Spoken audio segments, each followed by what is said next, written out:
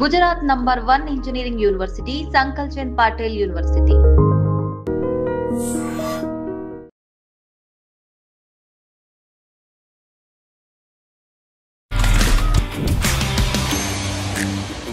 ఏ పాటల పోటీకి వెళ్ళినా కానీ మనసుల గెలుచుకొని రావడమే అతని యొక్క మెయిన్ ఉద్దేశం. ఓరోరి దేవుడు ఎన్నెన్ని సిత్తరాలు సెత్తావు నీ రాతలో, ఓ ప్రియా ప్రియా నా ప్రియా ప్రియా.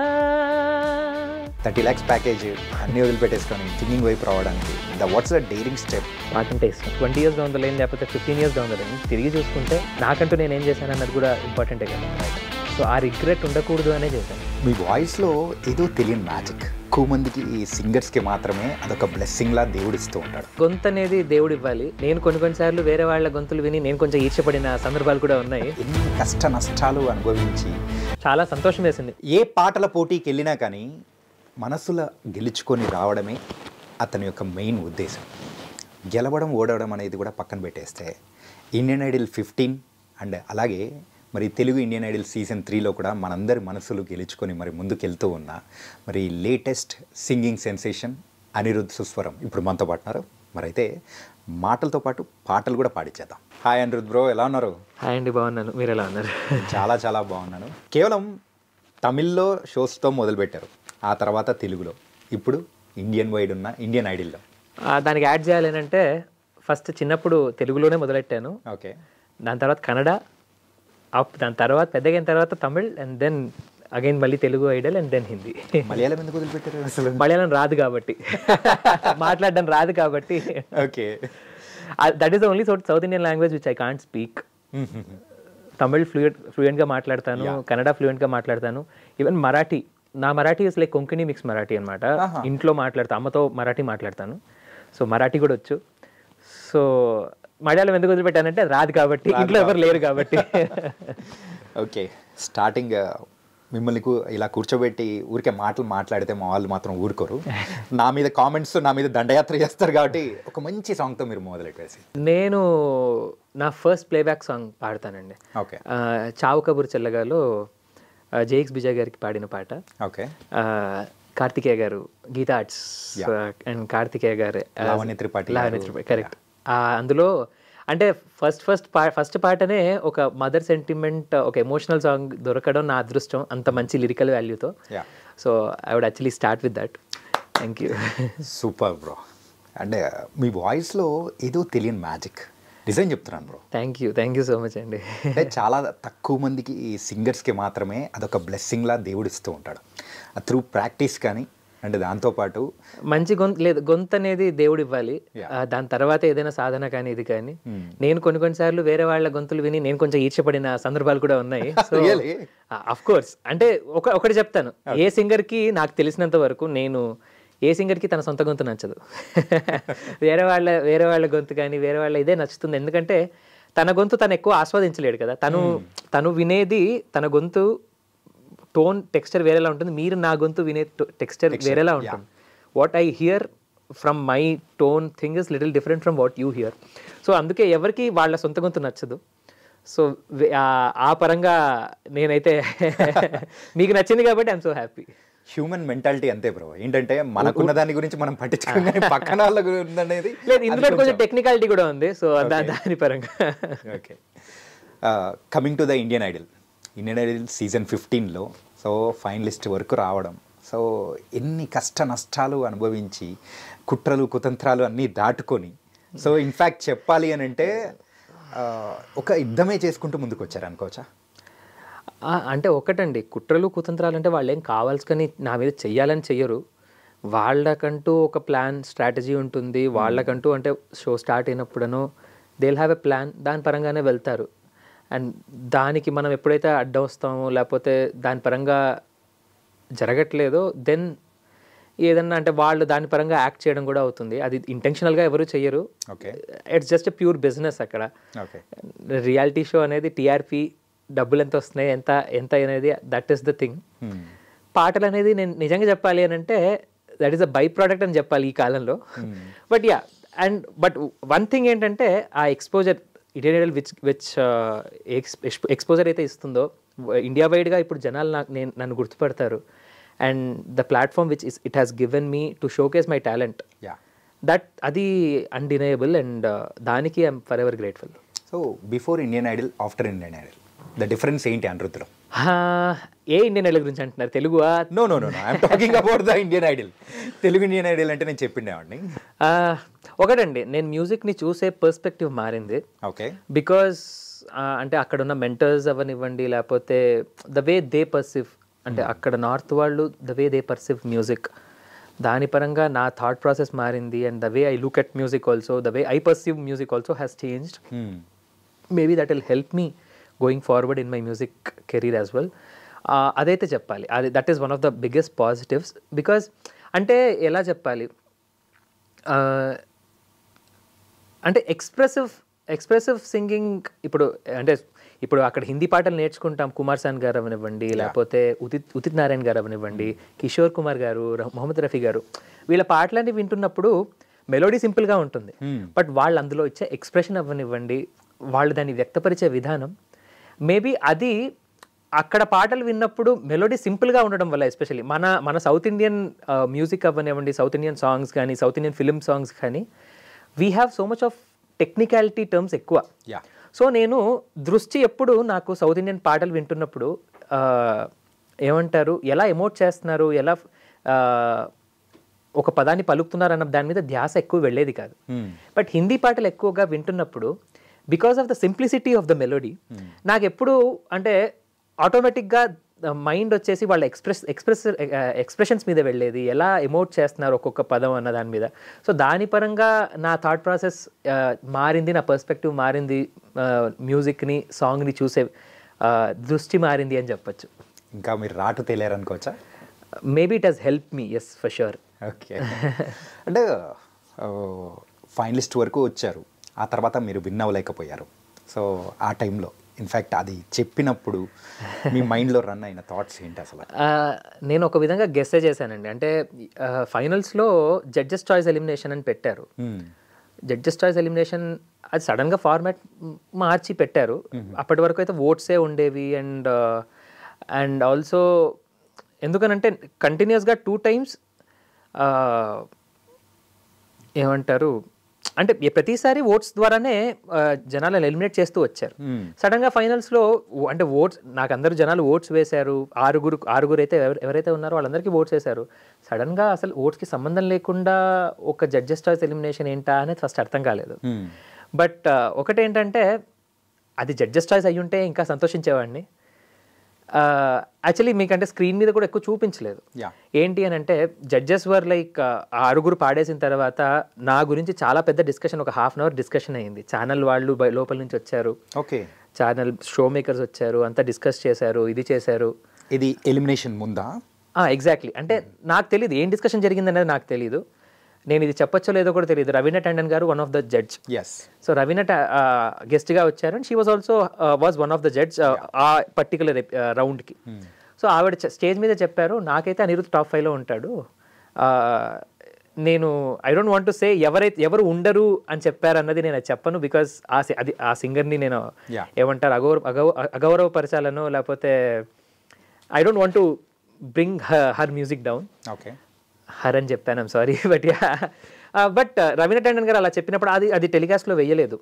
బట్ రవీనా టండన్ గారు చెప్పింది ఏంటంటే మై టాప్ 5లో అయితే అనిరుద్ధ్ ఉన్నాడు, నాకు వీళ్ళు లేరు, నాకు వాళ్ళ ప్లేస్లో అనిరుద్ధ్ ఉన్నారు అని చెప్పి అంత చేశారు. అండ్ అదేంటంటే ఒక విధంగా ఆ ఫార్మాట్ అని కూడా కాదు. అంటే ఇప్పుడు నాకు ఆ కాన్సెప్టే అర్థం కాలేదు. ఫస్ట్ ఆఫ్ ఆల్ ఫైనల్స్లో 6 పాడతారు, 6 పాడిన తర్వాత మనం 5 సెలెక్ట్ చేయడం అనేది ఒక పద్ధతి అయితే, పాడినప్పుడు వెంటనే అంటే వాళ్లకు సెలెక్ట్ చేసేయడం అంటే ఇంకా 5 పాడాల్సి వస్తుంది.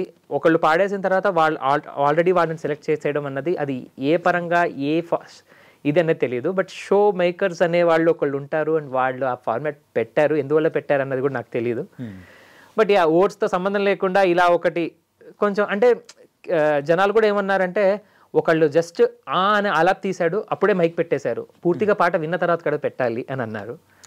బట్ ఒకటి నేను చెప్పదలుచుకుంటే ఏంటంటే జడ్జెస్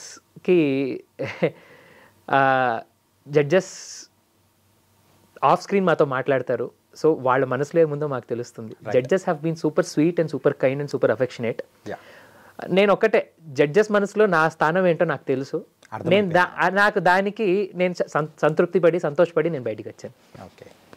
కానీ మీ ఇన్స్టా ప్రొఫైల్లో కూడా ఒక వీడియో అనేది నేను చూశాను. ఒకసారి మీరు అయిన తర్వాత మీకు ఇచ్చే సెండ్ ఆఫ్ కానీ ప్రతి ఒక్క గెస్ట్ వాళ్ళు ఒక పర్సనల్ ఓన్గా వాళ్ళు తీసుకొని, బికాజ్ అది నువ్వు అంటే అక్కడ వీడియో చూస్తున్న వాళ్ళకి ఎవరికైనా ఏమనిపిస్తుంది అంటే నువ్వు వెళ్ళాల్సిన వాడి కాదు అని చెప్పేసి వాళ్ళ దగ్గర నుంచి వస్తున్న అఫెక్షన్ అనేది కూడా కనిపిస్తుంది. సింపుల్ అండి, అది టెలికాస్ట్లో వెయ్యరు కూడా. అది ఎందుకు అలా రిలీజ్ చేశారు అని అంటే, నాకున్న సపోర్ట్ని చూసి నెగటివిటీ వస్తోందని చెప్పేసి ఆ వీడియో రిలీజ్ చేయాల్సి వచ్చింది. And that actually showed how much judges how much my music has impacted judges and what do they feel about my music also. నేను కొన్ని బయటికి చెప్పుకోలేను, ఐమ్ సో సారీ. అది రియాలిటీ షో ధర్మం కాదు, అలా చెప్పొచ్చేమో నేను, రియాలిటీ షో ధర్మం కాదు. బట్ నాకు జడ్జెస్ నాకు పర్సనల్గా నాతో ఏం మాట్లాడారు, మా పేరెంట్స్తో ఏం మాట్లాడారు అనేది నాకు తెలుసు. అండ్ నాకు అది చాలండి. వాళ్ళ మనసులో నా మ్యూజిక్ గురించి, నేను ఎప్పుడూ అక్కడ మ్యూజిక్ని నమ్మే వెళ్ళాను. నాకు మ్యూజిక్ కాకుండా నాకు ఇంకా వేరే కంటెంట్ కానీ నాకేమీ రాదు, నాకు చేయలేదు కూడా, నాకు రాదు కూడా. కేవలం మ్యూజిక్ని నమ్ముకొని వెళ్ళాను. అండ్ నా మ్యూజిక్ని నమ్ముకొని వెళ్ళినప్పుడు జడ్జెస్ నా మ్యూజిక్ గురించి ఏమనుకుంటున్నారు, నా సింగింగ్ గురించి ఏమనుకుంటున్నారు అనేది నాకు చాలా ఒక క్వశ్చన్ ఎప్పుడూ ఉండేది. And when I'm coming out, when judges openly said few things, I felt so happy that నా మ్యూజిక్ గెలిచింది. నేను గెలవకపోయినా నా మ్యూజిక్ గెలిచింది, నాకు చాలు అని. ఆ వీడియోలో కూడా రవీనా టండన్ గారు ఒక పర్సనల్ అఫెక్షన్గా తీసుకొని, అంటే ఆవిడ కళ్ళల్లోనే అర్థమైపోతుంది. రవీనా టండన్ గారు యాక్చువల్లీ చాలా ఎమోషనల్ అయిపోయారు. అదే చెప్తున్నాను కదా, నేను పేర్లు తీసుకోలేను కంటెస్టెంట్స్, నేను వాళ్ళ తక్కువ చేయలేను, కానీ వాళ్ళ స్ట్రగుల్స్ ఉన్నాయి. వాళ్ళ అదృష్టం బాగుంది, వాళ్ళ సపోర్ట్ వాళ్ళకి బాగా వచ్చి ఏమంటారు, వాళ్ళు దే హ్యావ్ మేడ్ ఇట్, గెలిచారు, ఇచ్చేశారు. బట్ ఆ రోజు జరిగిన పర్ఫార్మెన్సెస్ ప్రకారం రవీనా టండన్ గారు నాకు, మీరు ఇది టెలికాస్ట్లో ఉంచుతారో లేదో నాకు తెలియదు, నాకు సంబంధం లేదు కూడా అని చెప్పేసి, నా టాప్ 5 అయితే అనిరుద్ధ్ ఉన్నాడు, చాలా బాగా పాడాడు, నాకు అవకాశమే ఇవ్వలేదు నాకు మైక్ ఇవ్వడానికి అని సెలెక్ట్ చేయడానికి, తీసుకొని వెళ్ళిపోయారు అని చెప్పారు. నాకు ఇంకా అంతకుమించి నాకేం కావాలండి. అక్కడ వచ్చిన వాళ్ళ ఆడియన్స్ అందరికీ తెలుసు, ఆవిడకి తెలుసు, జడ్జెస్కి తెలుసు. నాకు అంతకుమించి దానికంటే గెలవడం కంటే నాకు ఇది చాలు. మనసులు గెలుచుకున్నారు. కానీ ఈ బట్ ఒక విషయం, నాకు ఓట్స్ అనేవి జనాలు ఇంత సపోర్ట్ చేసి, నాకు సోషల్ మీడియాలో కూడా ఇంత సపోర్ట్ చేస్తారని నేను కళలో కూడా ఊహించలేదు. అండ్ జనాలు కూడా they understood what is happening. ఆ కామెంట్స్ చూసినా ఇది చూసినా కూడా ఐ వాస్ లైక్, జనాలకు అర్థమైంది, నేను ఇంకేం చేయవచ్చు, ఇంకా నేను చెప్పాల్సిన అవసరం కూడా లేదు. నేను అది కూడా ఏంటి, ఒక వీడియో నా సోషల్ మీడియాలో పెట్టింది, నేను ఎమోషనల్గా నేను కొంచెం హర్ట్ అయ్యాననే పెట్టాను. ఎందువల్ల హర్ట్ అయ్యానని కూడా నేనేం చెప్పను కూడా. ఎందుకంటే that reality show has given me good things as well. So నేను దాన్ని రెస్పెక్ట్ చేస్తాను. I'm always grateful for that. కానీ coming to your performance wise కానీ సాంగ్ వరకే ఉంచుతున్నారు, కానీ మిగతా షోలో కొంచెం కంటెంట్ క్రియేషన్ అనేది కూడా ఉంటుంది, ఫన్ కానీ లేకపోతే ఇదన్నీ. కానీ మీ విషయానికి వచ్చేటప్పటికి మాత్రం అది చాలా వరకు అది ఛానల్ అయిపోయింది. అసలు అది ఎందుకనే ఛానల్ని అడగాలండి. అంటే మీకు అనిపించినట్టే నాకు షోలో ఉన్నప్పుడు అనిపించింది, అడిగాను, అడగడం ఇంకా పెద్ద తప్పు అయిపోయింది. నోరు తెరిచి అడిగితే అడగడం కూడా పెద్ద తప్పు అయిపోయింది. అంటే నాతో ఎందుకు చేయరు, నేను ఏదైనా అబ్జెక్ట్ చేశానా, నేను చెయ్యనని చెప్పాను, నేను అన్నిటికీ చేస్తానని చెప్పాను. సరే అది కూడా వదిలేసేయండి, సరే నాకు కంటెంట్ కూడా వద్దండి, నా మ్యూజిక్నే నమ్ముకొని వెళ్ళాను, నా మ్యూజికే నాకు ఇది. బట్ ఒకటేంటంటే, మీరు వేరే కంటెంట్ కోసం నా పాటను కూడా కట్ చేస్తున్నారు, నేను చేసిన క్రియేటివిటీ కూడా కట్ చేసి దాన్ని ఎడిట్ చేసి వేస్తున్నారు కదా, అక్కడ మనసుకు బాధ అయింది. ఎందుకంటే అప్పుడు నా మ్యూజిక్కి నాకు వాల్యూ లేదు. అక్కడ నేను ఒక మాట అన్నాను, అది స్టేజ్ మీద అన్నాను, అది టెలికాస్ట్లో వేయలేదు. నేను జడ్జెస్కి కూడా పర్సనల్గా చెప్పాను. జడ్జెస్ అంటే ఎస్పెషలీ విశాల్ సార్తో మాట్లాడుతున్నప్పుడు ఏమైంది అని జనరల్గా అడుగుతున్నప్పుడు, sir I don't feel belonged here అని అన్నాను. అది చాలా పెద్ద మాట, చాలా పెద్ద మాట బ్రో అసలు. బికాజ్ నేను స్టేజ్ మీద కూడా చెప్పాను, టెలికాస్ట్లో తీసేశారు. అది ఎప్పుడు బట్ నాకు ఎందుకనంటే ఒక సెన్స్ ఆఫ్ బిలాంగింగ్నెస్ నాకు ఎప్పుడు అనిపించలేదు అక్కడ. బికాజ్ నేను ఎందుకున్నానబ్బా అనేంతలాగా చేశారండి. ఎందుకనంటే గెస్ట్ ముందు ఎప్పుడు ఆల్మోస్ట్ పాడలేదు నేను, ఎక్సెప్ట్ ఫర్ 2 or 3. నేను ఒక 45 ఎపిసోడ్లు అయితే ఎక్సెప్ట్ ఫర్ 2 or 3 అంటే లైక్ అనుపమ్ ఖేర్ గారు, కంగనా రనౌత్ గారు, వాళ్ళిద్దరు ఒకటే ఎపిసోడ్లో వచ్చారు. వాళ్ళ ముందు పాడాను. అండ్ ఇంకా వేళ్ళ మీదే లాస్ట్ వచ్చేటప్పటికైతే అసలు సుఖ్వీందర్ సింగ్ గారు వచ్చారు, ఆయన ముందు పాడలేదు. నాకు ఆయన అంటే ఎంత ఇష్టమో, ఆయన ముందు పాడలేకపోయాను. అది ఇలా చాలా ఫింగర్ టిప్స్ మీద అండి ఎవరి ముందైనా పాడాను అని అంటే. అది ఎందుకు అనేది ఛానల్ వాళ్ళకే తెలియాలి, షో మేకర్స్కే తెలియాలి. నేను క్వశ్చన్ కూడా చేయట్లేదు. సరే, వాళ్ళకేదో స్ట్రాటజీ ఉంటుంది, వాళ్ళకేదో వాళ్ళ క్యాలిక్యులేషన్స్ ఉంటాయి. బట్ ఒకటేంటంటే బాధ ఏదైతే కలిగించారో నేను దాని గురించి మాత్రమే మాట్లాడాలి. Maybe next time they would treat ఇలా ఒక మనిషి బాధపడకుండా they would actually handle it in a different way. అందుకోసమే నేను బయట పెట్టాను. నాకు అంతకు మించి ఎవరి మీద కోపం లేదు, ఎవరి మీద ఏమీ లేదు. అండ్ నేను వాళ్ళతో కొట్లాడేంత పెద్ద మనిషిని కూడా కాదు. అవసరం లేదు బ్రో. ఎందుకంటే ఇండియన్ ఐడల్ విషయానికి వచ్చేటప్పటికి ఈవెన్ ఆ టైంలో స్టార్టింగ్ చూసుకుంటే కారుణ్య గారి విషయంలో కూడా మనం చూసాము. ఏంటంటే కారుణ్య గారు ఆ తర్వాత కానీ వాళ్ళ స్ట్రగుల్స్ కానీ ఆ టైంలో ఓట్స్ కోసం ఆయన చెప్పిన విధానం కానీ ఒకటి కారుణ్య గారు శ్రీరామ్ చంద్ర అన్న అంటే ఒక ఫౌండేషన్ ఇచ్చారు. ఎందుకనంటే వాళ్ళు వెళ్ళి వచ్చిన తర్వాతే జనాలకు మన ఇక్కడ సౌత్ వాళ్ళకి తెలిసింది ఇండియన్ ఐడల్ అంటే ఏంటి. బట్ ఇంకోటి కూడా చెప్పాలి, వాళ్ళు ఉన్నప్పుడు ఇండియన్ ఐడల్ వేరే, ఇప్పుడున్న ఇండియన్ ఐడల్ వేరే. అంటే మీరు ఎపిసోడ్స్ చూస్తే మీకే అర్థమైపోతుంది. అప్పుడు మ్యూజిక్ సెంట్రిక్గా ఉండేది, ఇప్పుడు డే సెంట్రిక్గా ఉన్నదన్నది అది మీ ఎపిసోడ్ చూసి మీరే డిసైడ్ చేయాలి. అంటే సింగింగ్ కాంపిటీషన్స్ దానిలో సింగింగ్ తగ్గిపోయింది, వేరేది పెరిగిపోయినట్టు అనుకో. చిన్న ఎగ్జాంపుల్ అదే కదండి. నా పాటని మీరు ఎడిట్ చేసి ఇప్పుడు మిగతా వాళ్ళ పాట ప్లస్ వాళ్ళ కంటెంట్ అన్ని కలిపి మీరు 15-20 మినిట్స్ స్క్రీన్ టైం ఇస్తున్నారు. నా పాట, నా కామెంట్స్ అన్ని కలిపి నా పాటని కట్ చేసేస్తున్నారు. నా పాట 3 మినిట్స్ పెడుతున్నారు, కామెంట్స్ ఒక 1.5 మినిట్ పెడుతున్నారు. నాకు 4.5 మినిట్స్. మిగతా వాళ్ళతో పోల్చుకుంటే మీరు ఒక్క ఎపిసోడ్ అయినా తీసుకోండి. అనిరుద్ అనే మేబీ ఒక్క ఎపిసోడ్ వేర్ మాస్టర్ చెఫ్ వాళ్ళు ఏదో ఇంటిగ్రేషన్ వస్తే అక్కడ ఏదో ఒక కంటెంట్ నా గురించి, అదేంటి అని అంటే నాకు హిందీ రాదు కదా, దాన్ని కూడా హేళన చేస్తూనే హిందీ రాదు అన్నదానికి హేళన అని అనకూడదేమో, బట్ ఏమంటారు కుకింగ్ ఇంగ్రీడియంట్స్ పెట్టి దీంట్లో హిందీలో ఏమంటారు అన్నట్టు అడగడం, అది ఫన్ క్రియేట్ అయింది బేసికలీ. అదొక్కటి తప్పిస్తే నాకు స్క్రీన్ టైం ఎక్కడ అసలు నాకు అలాంటివి వద్దండి. అసలు నా పాట నేను పాడింది, నేను క్రియేటివ్గా ఆలోచించి నేను ఇంప్లిమెంట్ చేసింది ఫుల్గా చూపిస్తే చాలు. కానీ అది కూడా చేయలేదు. ఏదైతే కంటెంట్ గురించి మాట్లాడుతున్నానో అందులో ఒకటి బిర్యానీ ఆకు తీసుకొచ్చారు. మనం బిర్యానీ ఆకు అంటాం కదా, మనం దాన్ని ఏమంటామో తెలియదు. నేను దాన్ని ఫన్నీగా మార్చేసి బిర్యానీ పత్తా అన్నాను, అది వైరల్ అయ్యింది. ఎందుకంటే నాకు హిందీ రాదు. సో మనం జనరల్ గా మనం హైదరాబాదీ భాషలో బిర్యానీ ఆకు అంటాం, నేను దాన్ని పక్కాగా హిందీలో మార్చి బిర్యానీ పత్తా అన్నాను. అందరు నవ్వి ఇదే అయ్యారు. So that is the only thing I guess నాకు ఏదైనా కంటెంట్ ఉంది చేశారు అని అంటే. అదర్ దాన్ దట్ నాకు అలాంటివి వద్దు కూడా. నా మ్యూజిక్ని పూర్తిగా చూపిస్తే, నా మ్యూజిక్ని నమ్ముకొని వచ్చాను. మీరు ఎప్పుడైతే మ్యూజిక్లో వేలు పెట్టారో, నా మ్యూజికాలిటీ, నా సింగింగ్ విషయంలో కూడా ఇంటర్ఫియర్ అయ్యి అక్కడ కట్ చేస్తూ వచ్చారో, then it started affecting me mentally. But అన్నీ తట్టుకొని నిలబడ్డాను. దేనికోసమైతే వెళ్ళానో దానికోసం వెళ్ళాను కాబట్టి ఫైనల్స్ వరకు వచ్చానండి. కానీ బ్రో, ఇన్ని జరుగుతూ ఉన్నా అన్నీ కానీ ఫైనల్ వరకు వచ్చారు చూసారా, that was an great achievement from you bro. Thank you so much. అంటే నేను ఒకటి చెప్పాలి, I was in a Bigg Boss where it didn't have any cameras అంతే. Okay, but it was literally Bigg Boss. ఎందుకంటే 6 నెలలు parents కి దూరంగా ఉన్నాను. అండ్ ఇంకోటి ఏంటంటే ఇది ఇండియన్ ఐడల్ జర్నీ మొత్తం ఒక 6 మంత్స్ అండి. ఓకే. అండ్ వాళ్ళే హోటల్ ఇస్తారు, అక్కడే ఉంటాం. అండ్ ఇంకోటి ఏంటంటే ఎవ్రీ కంటెస్టెంట్ పేరెంట్ వచ్చారు. మా పేరెంట్స్ ఒక్కసారి కూడా పిలవలేదు ఫైనల్స్ వరకు. ఓకే. ఫైనల్స్లో కూడా ఇంకా అందరి పేరెంట్స్ వస్తున్నారు కాబట్టి నేను పిలిచాను, నాన్న వాళ్ళు వచ్చారు. ఓకే. అంటే స్టేజ్ మీద అంటే అక్కడ అంటారు, స్టేజ్ మీద కూడా అంటారు, అందరి పేరెంట్స్ వచ్చారు, మీ పేరెంట్స్ రాలేదు అని వేరే వాళ్ళని ఉద్దేశించి అంటారు. నాకు మనసులో అనిపిస్తుంది, మా అమ్మ వాళ్ళని ఎప్పుడు పిలిచారు. నాకు అంటే ఒక రకంగా నాకు ఉంటుంది కదండి, మా అమ్మ వాళ్ళు కూడా రావాలి, మా అమ్మ వాళ్ళని కూడా జనాలు చూడాలి అని నాకు ఉంటుంది. ఒక్కసారి కూడా అంటే అదే అంటున్నాను కదా, ఏమంటారు, అందరికీ ఇంత పెడితే నాకు ఇంత పెట్టారు. బట్ ఇంత పెట్టిన దానికి కూడా నేను గ్రేట్ఫుల్గానే ఉన్నాను, నేను గ్రాటిట్యూడ్తోనే ఉంటాను జీవితాంతం. బికాస్ ఈ ఇంతనే నాకు ఇండియా వైడ్ జనాలకు నన్ను పరిచయం చేసింది అండ్ అనిరుద్ ఏంటో చూపించింది. ఓకే. అంటే ఫైనల్స్లో నాన్న వచ్చారు కదా, నాన్న అమ్మ ఇద్దరు వచ్చారు. అమ్మ ఇద్దరు వచ్చారు. అంటే ఏంటి వాళ్ళ ఫీలింగ్ ఏంటి అయిపోయిన తర్వాత? అసలు ఒకటి వాళ్ళ ఫీలింగ్ ఏంటో తెలియదు, కానీ నాకు అనిపించింది ఏంటంటే అమ్మ వాళ్ళని నాన్న వాళ్ళని అప్పటి వరకు పిలిపించలేదు, పిలిపించి నన్ను తీసేశారా అన్నట్టు అనిపించింది. నాకు అది చాలా మనసుకు బాధేసింది అనమాట.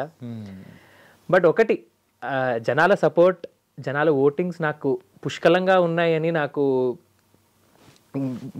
చాలా దృఢంగా నమ్మాను, నమ్ముతున్నాను. ఎందుకునంటే సోషల్ మీడియాలో నాకు వచ్చే రిప్లైస్ అవ్వనివ్వండి, యూట్యూబ్లో అవ్వనివ్వండి, చాలా చోట్ల నాకు అంటే ఇప్పుడు జనాలు ఎలా అంటే అండి, పాట నచ్చింది అనుకోండి, ఒక ఏమంటారు 1 word లేకపోతే ఒక సెంటెన్స్ పెట్టేసి వదిలేచ్చు. నా గురించి పేరాగ్రాఫుల మీద పేరాగ్రాఫులు రాసి పెడతారు. నాకు అది అంటే వాళ్ళ ప్రేమ, వాళ్ళకి ఎంతవరకు నా పాట వాళ్ళని ఇంపాక్ట్ చేశాయి, లైక్ ఇది చేశాయి, ఇన్ఫ్లుయెన్స్ చేశాయి అన్న దానికి ఉదాహరణ. సో అది చూసినప్పుడు చాలా సంతోషం వేస్తుంది. And it was very clear. And ఇంకోటి ఏంటంటే, ఇది చెప్పచ్చో లేదో తెలియదు, నా ఓటింగ్స్ బాగున్నాయని నేను ఇప్పుడే అన్నాను కదా, అది నాకెలా తెలిసిందో చెప్తాను. నాకు తెలియలేదు, వేరే కంటెస్టెంట్స్కి నా గురించి తెలిసింది. ఎందుకనంటే అది ఎవరు చెప్పారన్నది నాకు తెలియదు. వాళ్ళు నాకు చెప్పి వాళ్ళు మాట్లాడుకోవడం నేను విని, నేను అలా ఇప్పుడు ఎంతవరకు అది కరెక్ట్ ఎంతవరకు రాంగ్ అనేది నాకు తెలియదు. బికాజ్ ఒక షోలో ఉన్నప్పుడు చెప్తే అందరికి చెప్పాలి. నాకు తెలియకుండా వాళ్ళకి ఎలా తెలిసింది అని అంటే, మేబీ వాళ్ళని వర్క్ చేయమని చెప్తున్నారా ఓటింగ్స్ గురించి, లేకపోతే ఏంటో అన్నది నాకు తెలియదు. వాళ్ళకి తెలియాల్సిన అవసరం ఏంటో కూడా తెలియదు. వాళ్ళకి ఎలా తెలిసింది అన్నది కూడా నాకు తెలియదు. బట్ ఫైన్, ఇవన్నీ కూడా నేను పట్టించుకునేవాడిని కాదు. ఎందుకనంటే పాడడానికి వచ్చాను, ఉన్నంత వరకు పాడతాను అన్న దాని మీదే వెళ్ళాను. లక్కీగా జనాల సపోర్ట్ ఉంది, ఫైనల్స్ వరకు వచ్చాను. ఈ షోలో మీరు ఒక్కరే నా సౌత్ ఇండియన్? అవునండి. ఓకే, అర్థమవుతుంది బ్రో. ఏంటంటే ఇంత పెట్టి మీకు ఇంతే పెట్టడానికి గల రీజన్స్ ఏంటో కూడా కొన్నిసార్లు దీన్ని బట్టి అర్థమైపోతూ ఉంటుంది. అండ్ ఓకే, అంటే ఎందుకంటారు అంటే సౌత్ నుంచి నేను ఒక్కడే కాబట్టి ఇంత పెడితే ఇంకా ఎక్కువ అంటే ఇది సపోర్ట్ వచ్చేస్తుందన్నా? ఇప్పటి నుంచే నేను కాదు బ్రో. ఏంటంటే కొన్ని సంవత్సరాలుగా మనం చూస్తూనే ఉంటాము. ఇక్కడి నుంచి వెళ్ళి అక్కడిగా ఉన్న సింగర్స్ కానీ ఎంతమంది రానిచ్చి పెద్ద స్థాయికి వెళ్ళారనేది కూడా మనం చూసాము. ప్రజలందరికీ కూడా తెలుసు. అండ్ తోటి సింగర్గా మీ వాళ్ళకి కూడా అందరికీ తెలిసే ఉంటుంది. అది జరుగుతూనే ఉన్నాయి. కానీ మన ఇలాకాలో మనం జెండా పాతిన సందర్భాలు అనేది దాని గురించి కూడా మాట్లాడుకున్నాం. కాకపోతే అందుకంటే బిఫోర్ ఏంటంటే, మీరు పాడిన సాంగ్స్లలో కూడా నాకు ఒకటి మాత్రం హార్ట్ టచ్ అయిపోయి ఎన్నిసార్లు విన్నానో నాకు తెలీదు. కరణ్ జోహర్ గారు అంటే మీకు నచ్చింది, థ్యాంక్ యూ సో మచ్. ఎందుకనంటే ఆ రోజు విశాల్ గారు ఒక మాట అన్నారు, నాకు సోను నిగం గారు ఆయన టెక్నికాలిటీని అంతా బయట పెట్టి మనసుతో పాడారు, నాకు అదొక్కటి మిస్సింగ్ అనిపించింది అన్నారు. బట్ మీకు చాలా ఇష్టమైన పాట నేను పాడిన దాంట్లో అది అన్నారు, అంటే మీ మనసుకి హత్తుకుంది. నాకు అంతకంటే ఏం కావాలి, ఐఎమ్ హ్యాపీ. మీకు నచ్చింది కాబట్టి, అలా చాలా మందికి నచ్చింది కూడా ఆ పాట వైరల్ కూడా అయ్యింది. నేను అంటే అది విశాల్ సార్ పర్స్పెక్టివ్, బట్ జనాలకు నచ్చింది కాబట్టి ఐఎమ్ సో హ్యాపీ. అండ్ మీరు కూడా చెప్పినందుకు it made me much more happy. Please ఆ సాంగ్ థ్యాంక్ యూ. పల్లె ఉంటుంది బ్రో, అసలు కళ్ళు మూసుకొని వింటుంటే Sonu. And that song relates to my life also. అంటే హర్ పల్ యహా జీబర్ జియో, హర్ గడి బదల్ రహీ హై రూప్ జిందగీ చావ్ హై. అంటే ఒక ఇంజనీరింగ్ బ్యాక్గ్రౌండ్ నుంచి ఐఐటి మెడ్రాస్ నుంచి పాస్ అవుట్ అయ్యి ఇంజనీరింగ్ చేయకుండా పాటలు దాంట్లో వచ్చాను. And this I wanted to make this happen, this career happen. So चाहे जो तुम्हें पूरे दिल से मिलता है वो मुश्किल से, but it will definitely you'll get it అన్నట్టు. మీరు అంత హత్తుకునేలాగా ఆ ఓట్స్ అనేది తీసుకున్నారు కాబట్టి నిజంగా లీనమైపోయారు. అందుకే మాకు ఇంకా బాగా నచ్చింది. Thank you. అండ్